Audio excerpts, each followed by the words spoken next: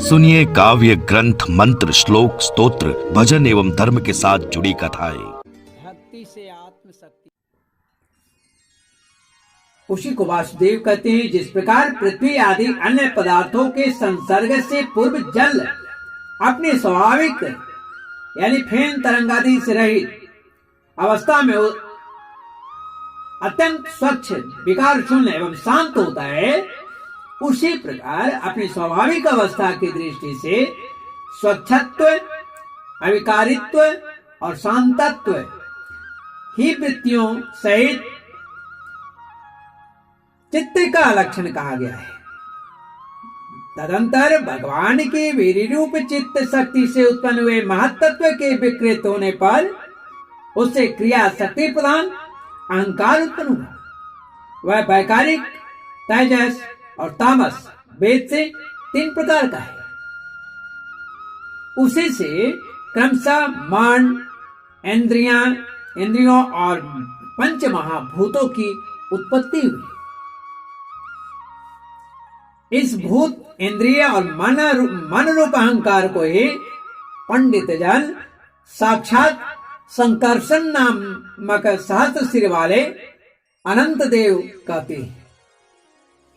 इस अहंकार का देवता रूप से कर्तृत्व, इंद्रिय रूप से कर्णत्व और पंचभूत रूप से कार्यत्व लक्षण है तथा सत्वादि गुणों के संबंध से शांतत्व, घोरत्व और मूढ़त्व भी इसी के लक्षण है। उपर्युक्त 3 प्रकार के अहंकार में से वैकारिक अहंकार के विकृत होने पर उससे मन हुआ, जिसके संकल्प विकल्पों से कामनाओं की उत्पत्ति होती है। यह मनस्तत्व ही इंद्रियों के अधिष्ठाता अनिरुद्ध के नाम से प्रसिद्ध है। योगीजन शरतकालीन नील कमल के समान श्याम वर्ण वाले इन अनिरुद्ध जी की शनैः शनैः मन को वंशीभूत करके आराधना करते हैं। उसके बाद कहते हैं कि साध्वी फिर तेजस अहंकार में विकार होने पर उससे बुद्धि तत्व उत्पन्न हुआ। वस्तु का स्फुरण रूप विज्ञान और इंद्रियों के व्यापार में सहायक होना, पदार्थों का विशेष ज्ञान करना, ये बुद्धि के कार्य हैं। वृत्तियों के भेद से संशय, विपर्य मतलब विपरीत ज्ञान, निश्चय, स्मृति और निद्रा भी बुद्धि के ही लक्षण है। यह बुद्धि तत्व क्या है? यही प्रद्युम्न है। इंद्रियां भी तेजस अहंकार का ही कार्य हैं। कर्म और ज्ञान के विभाग से उनके कर्मेंद्रिय और ज्ञानेंद्रिय 2 भेद हैं। इनमें कर्म प्राण की शक्ति है और ज्ञान जो है बुद्धि की।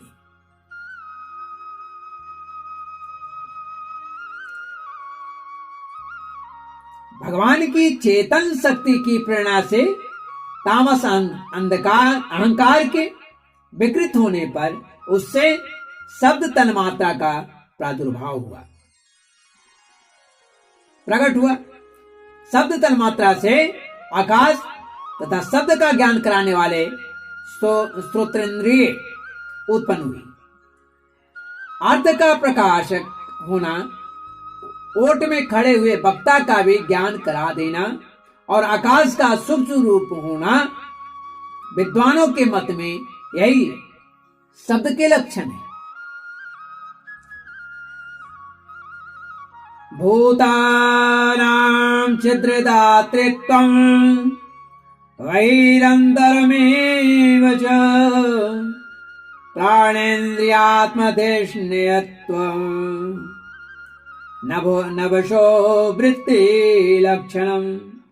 भूतों को अवकाश देना, सबके बाहर भीतर वर्तमान रहना और प्राण, इंद्रिय और मन का आश्रय होना, ये आकाश के वृत्ति यानी आकाश के कार्य। रूप लक्षण है। फिर शब्द तन मात्रा के कार्य आकाश में काल गति से विकार होने पर स्पर्श तन मात्रा हुआ और उससे वायु तथा स्पर्श का ग्रहण कराने वाले त्वगिंद्रिय अर्थात त्वचा त्वचा उत्पन्न हुई। कोमलता, कठोरता, शीतलता और उष्णता तथा वायु का सूक्ष्म रूप होना, ये स्पर्श के लक्षण है। वृक्ष की शाखा आदि को हिलाना, तृणादि को इकट्ठा कर देना, सर्वत्र पहुंचा देना, गंधादि युक्त द्रव्य को घ्राणादि इंद्रियों के पास तथा शब्दों को श्रोतेंद्रिय के समीप ले जाना तथा समस्त इंद्रियों को कार्य शक्ति देना, ये वायु की वृत्तियों के लक्षण है। बाद में तदंतर दैव की प्रेरणा से स्पर्श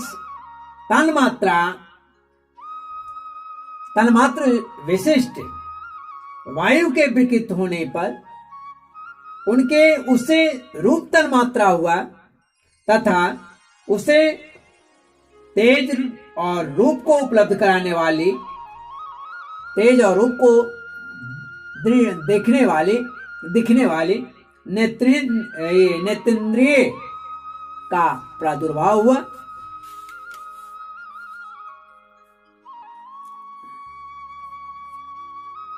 हे साध्वी, हे माता,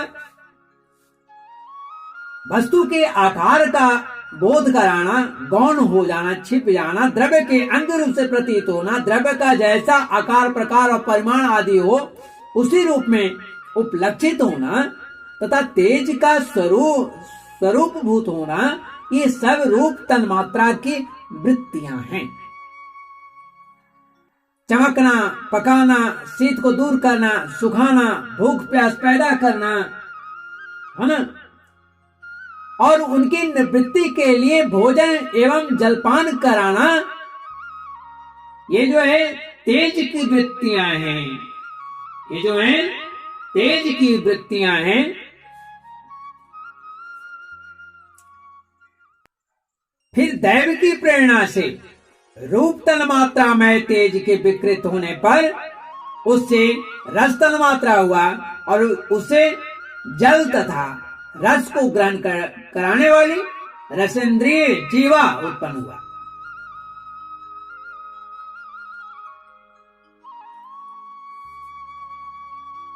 रस अपने शुद्ध स्वरूप में एक ही है, किंतु अन्य भौतिक पदार्थों के संयोग से वह कसैला, मीठा, तीखा, कड़वा, खट्टा और नमकीन आदि कई प्रकार का हो जाता है। गीला करना, मिट्टी आदि को पिंडाकार बना देना, तृप्त करना, जीवित रखना, प्यास बुझाना, पदार्थों को मृदु कर देना, ताप की निवृत्ति करना और कुपादि में से केवल निकाल लिए जाने पर भी वहां बार बार पूर्ण प्रकट हो जाना, ये जल की वृत्तियां हैं।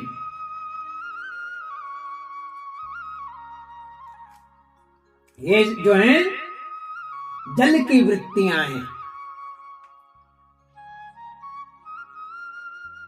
इसके पश्चात रसमात्रा द्विकुर्वाणा दम्भ सोचे दैव चोदिदा गन्धमात्रं भूतस्मात् प्रत्येक घ्राणस्तु गंधगा। इसके पश्चात दैव प्रेरित रस स्वरूप जल के विकृत होने पर उसे गंध तन्मात्रा हुआ और उससे पृथ्वी तथा गंध को ग्रहण करने वाले घ्राण इंद्रिय प्रकट हुए।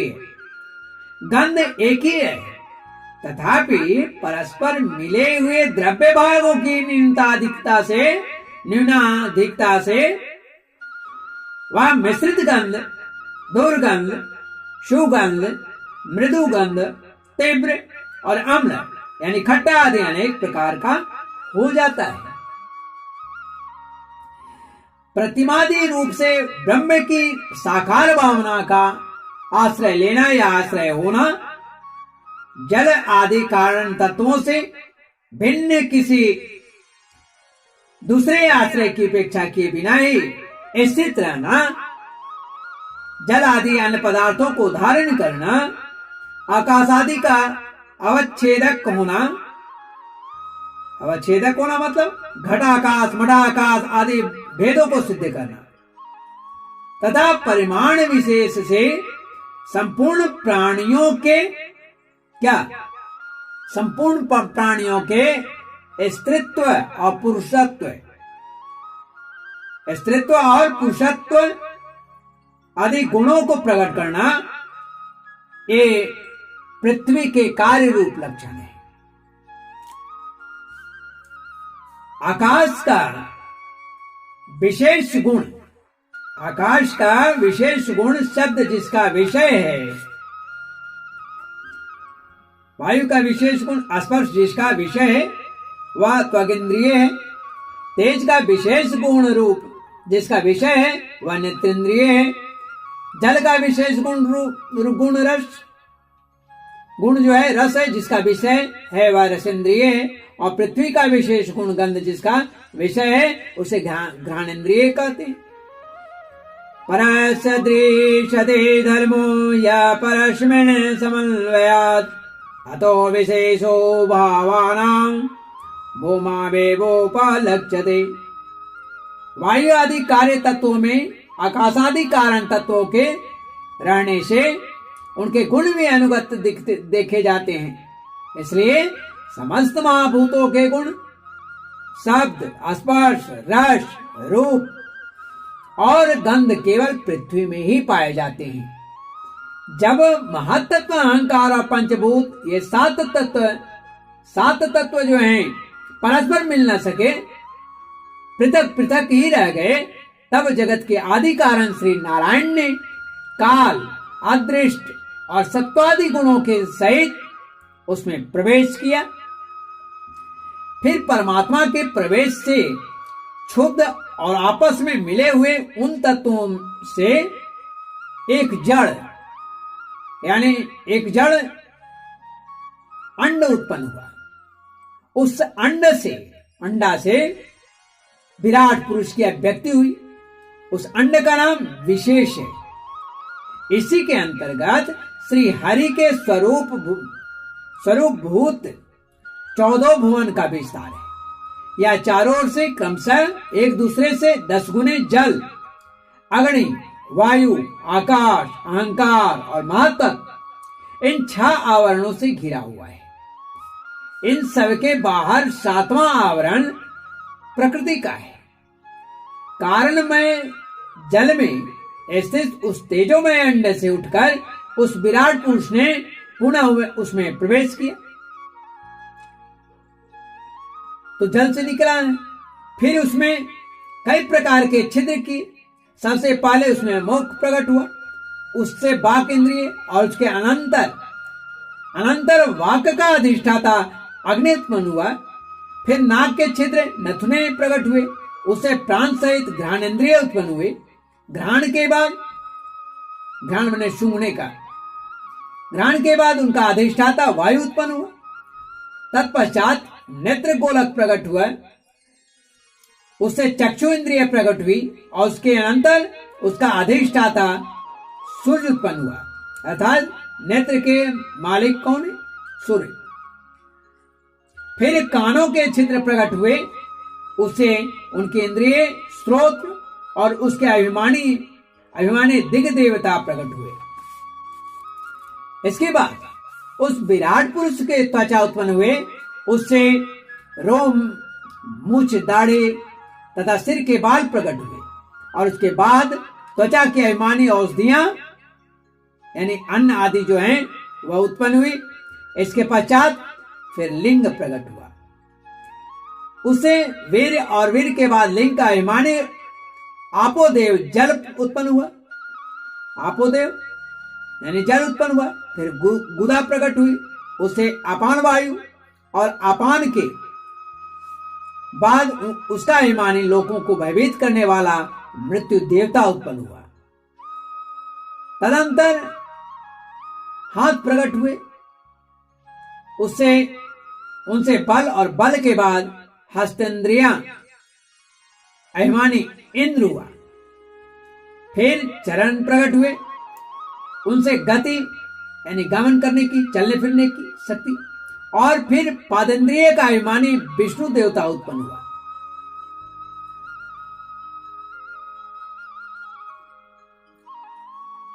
नाड्यो स निर्वेद्यन्त ताभ्यो लोहित मावृतम् नद्यस्ततः समाभवन्नोदरम् निर्वेद्यतः।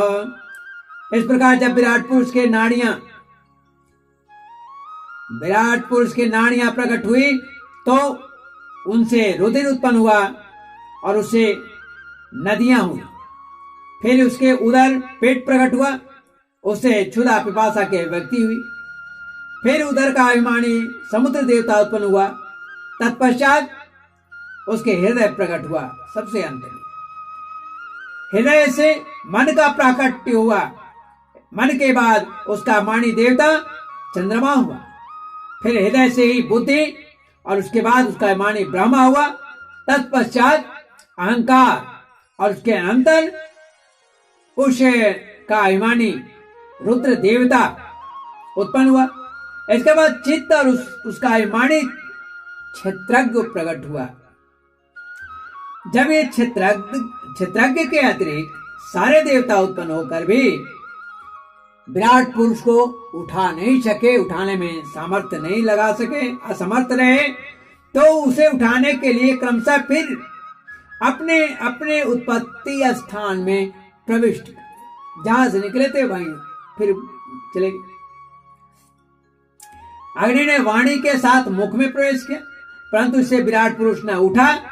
वायु ने घ्राणेन्द्रिय के सहित नासाद छिद्रों में प्रवेश किया, फिर भी विराट पुरुष नहीं उठा।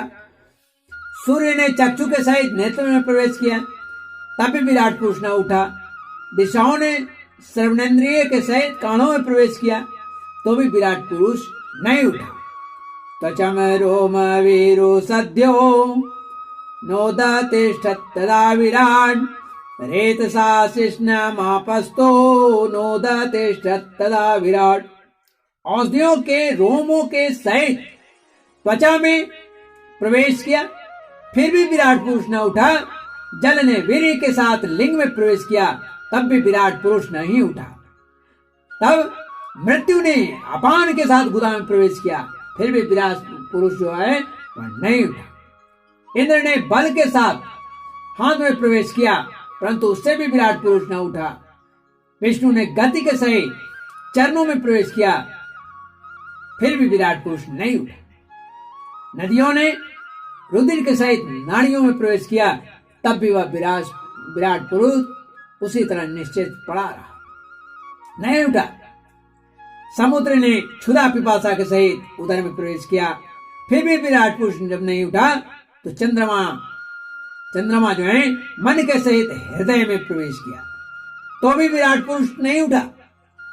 ब्रह्मा ने बुद्धि के सहित हृदय में प्रवेश किया, तब भी विराट पुरुष नहीं उठा। रुद्र ने अहंकार सहित उसी हृदय में प्रवेश किया, तो भी विराट पुरुष नहीं उठा। तब क्या हुआ? चित्तेन हृदयं चत्यः क्षेत्रज्ञ प्राविशद्यदा विशद्यदा विराट तदेव पुरुष सलिलादोदतिष्ठता। किंतु जब चित्त के अधिष्ठाता क्षेत्रज्ञ ने चित्त के सहित हृदय में जब प्रवेश किया, तो विराट पुरुष उसी समय जल से उठकर खड़ा हो गया। कैसे खड़ा हो गया? यथा प्रसुप्तम पुरुषम प्राणेन्द्रिय मनोधिय प्रभवन्ने विनायेन नोत्थापयुतु मोजसा। जिस प्रकार लोक में प्राण, इंद्रिय, मन और बुद्धि आदि चित्त के अधिष्ठाता चित्रज्ञ की सहायता के बिना सोए हुए प्राणी को अपने बल से नहीं उठा सकते, उसी प्रकार विराट पुरुष को भी वे चित्रज्ञ परमात्मा के बिना नहीं उठा सके।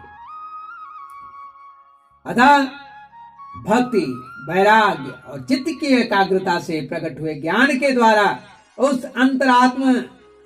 अंतरात्म स्वरूप क्षेत्रज्ञ को इस शरीर में स्थित जानकर उसका चिंतन करना चाहिए।